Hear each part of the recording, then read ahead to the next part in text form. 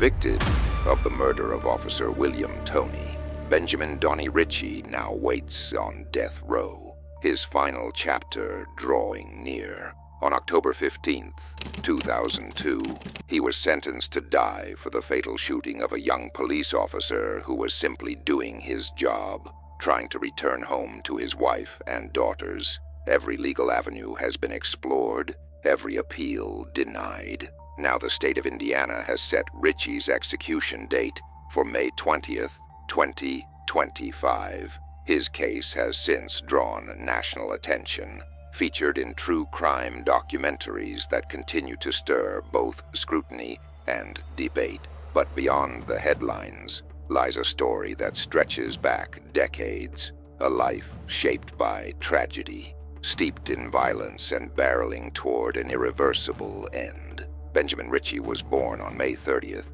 1980, under the shadow of hardship. His biological father was never identified, and his mother struggled with addiction throughout her pregnancy, setting the tone for the chaos that would follow. Before he was even 3 years old, she abandoned him, leaving him to navigate a confusing and unstable world. The man she later married walked away too, disappearing after learning Richie wasn't his biological son. Though eventually adopted and given a new name, Richie found no refuge. School brought more struggle than stability, as behavioral issues and emotional turmoil dominated his youth. Counseling offered temporary support, and a series of diagnoses, including bipolar disorder and cognitive impairments, provided some answers, but no lasting peace. By 1998, Richie was convicted of burglary and placed on probation.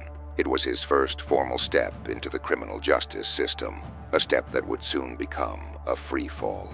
Everything changed on the night of September 29th, 2000. Alongside accomplices, Richie stole a van from a gas station, setting off a chain of events that would end in irreversible loss. Officer Matthew Hickey spotted the stolen vehicle and initiated a pursuit. Officer William Toney joined in, unaware that this call would be his last. When the van finally stopped, the suspects scattered. Richie, desperate and armed, ran. But then, just moments later, he turned and fired 4 times. One of these bullets struck Officer Toney in the chest, slipping above his protective vest. In a flash, his life was gone, taken in the line of duty. Officer Toney was more than a uniform. He was a husband, a father, a son, a respected protector of his community. His death left a permanent scar on those who loved him. Richie was arrested the very next day at a friend's home.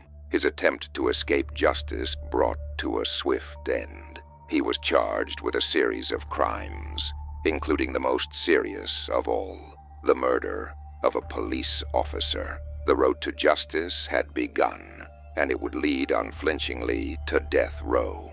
The trial of Benjamin Donnie Richie was among the most emotionally charged and closely watched in Indiana's recent history. With the weight of a fallen officer and a grieving family behind them, prosecutors sought the ultimate punishment: death. A gag order was issued early in the proceedings to prevent public commentary from influencing the jury pool, keeping the details of the case sealed behind courtroom walls. Richie's co-defendants faced lesser consequences. Michael Greer, one of the accomplices, accepted a plea deal and testified against Richie in exchange for leniency. While Michael Moody was convicted on auto theft charges, his role in the stolen van overshadowed by the gravity of Officer Toney's murder. Richie's defense team fought to spare his life, citing the U.S. Supreme Court's ruling in Ring v. Arizona in an attempt to challenge the constitutionality of Indiana's death penalty statute.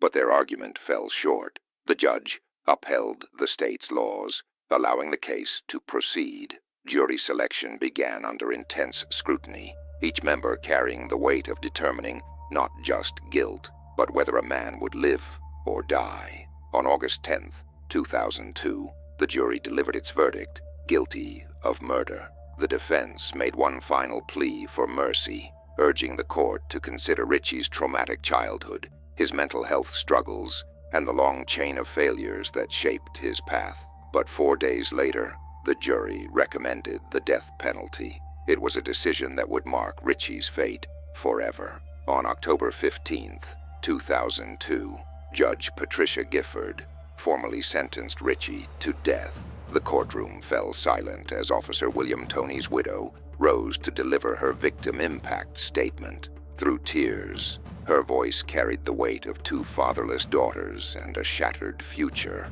Her words painted a vivid picture of enduring loss and the permanent void left behind. A reminder that justice, no matter how swift, could never restore what had been taken. Richie was transferred to Indiana State Prison, where he became one of many waiting on death row. His life now measured in appeals and legal motions. Inside the stark confines of prison, something unexpected unfolded. In the most unlikely of places, Richie began a correspondence with a woman from Sweden who had seen his story featured in a documentary. Their letters grew into a connection that defied walls and distance. She visited him in person, crossing continents for brief moments of human contact amid the isolation. Still, the legal machine continued its course. In 2004, the Indiana Supreme Court rejected Richie's direct appeal, affirming both the conviction and the sentence. A second appeal followed in 2007, raising claims of ineffective legal counsel. That, too, was denied. In 2017, the U.S. Supreme Court dismissed Richie's final appeal, closing the last legal door available to him. With no further recourse, the Indiana Attorney General filed a motion to set an execution date, and the court responded. May 20th, 2025 was chosen as the day the sentence would be carried out. As the date approached, arguments again surfaced around Richie's mental health and legal representation, but none gained traction. They were the desperate final attempts to delay the inevitable. Throughout it all, Officer Toney's widow remained a resolute voice, standing firm in her belief that justice must be done. For her, the execution represented more than punishment. It was closure, a long-awaited reckoning for the man who took away her husband, her daughter's father, and a piece of her heart she would never get back.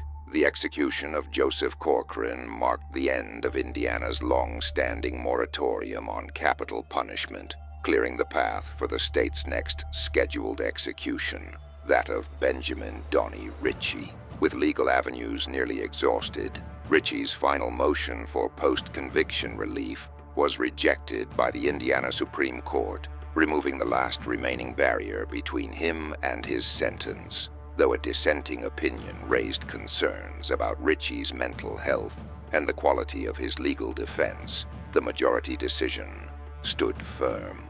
The date was officially set, May 20th, 2025. Barring a last-minute intervention, Richie would face the ultimate punishment for the life he took nearly 25 years earlier. The memory of Officer William Toney remained vivid within the Beech Grove community. His funeral drew hundreds in a show of unity, love, and respect for a man who had died doing what he was sworn to do: serve and protect. Fellow officers involved in the case were publicly commended for their diligence and professionalism throughout the investigation and trial. In the wake of tragedy, the community rallied around Officer Toney's family. Fundraising efforts were launched to support his 2 young daughters, helping secure their future in the absence of their father. His widow, though devastated by the loss,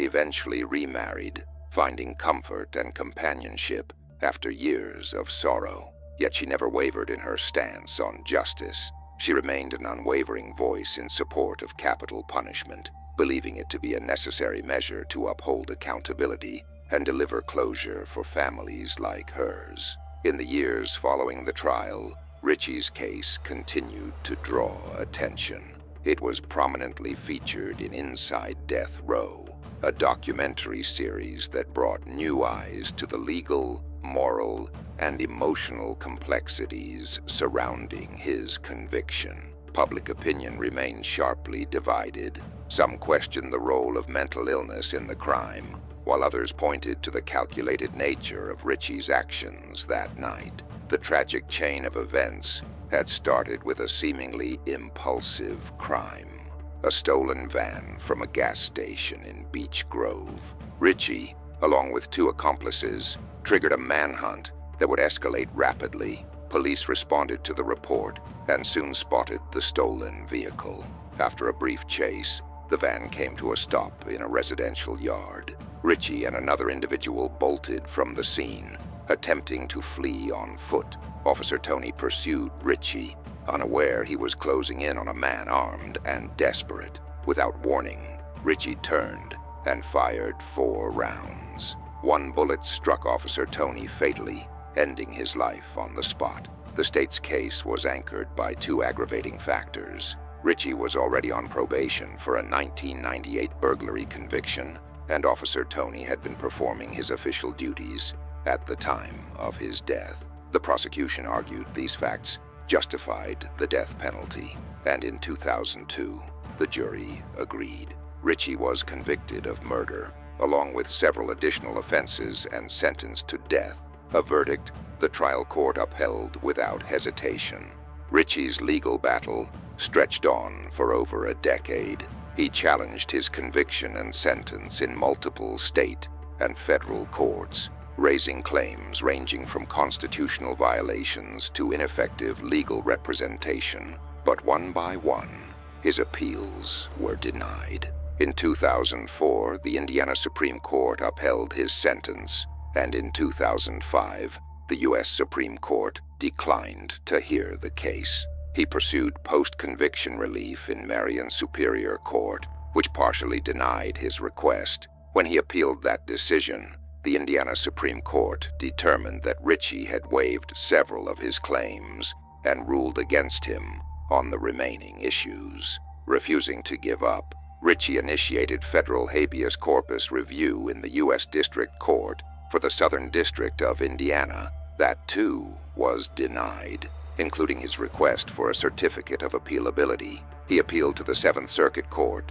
but again his petition was rejected. His final request for a rehearing was denied as well, closing the door on any further legal options. The U.S. Supreme Court's denial of certiorari in April 2017 marked the end of his federal appeals and cemented his fate. Now, with all legal avenues closed, Benjamin Donnie Richie waits on death row as the clock runs out.